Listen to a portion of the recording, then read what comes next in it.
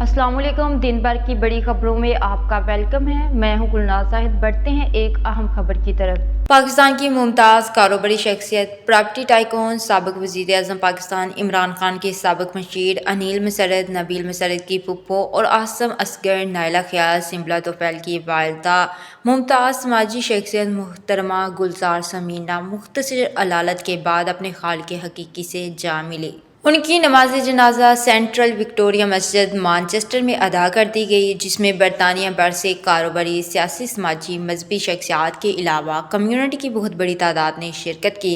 बाद में उनको राजदीद के मुकामी कब्रिस्तान में सुपुर्द खाक कर दिया गया।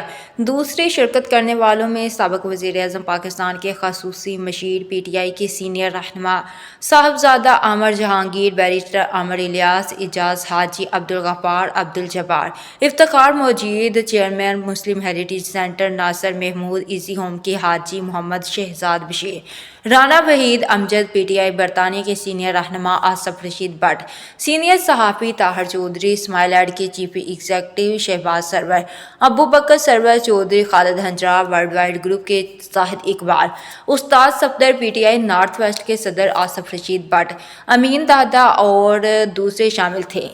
मरहूमा ने हमेशा कम्युनिटी की खिदमत और फलाही कामों में बढ़ चढ़ का हिस्सा लेती थी।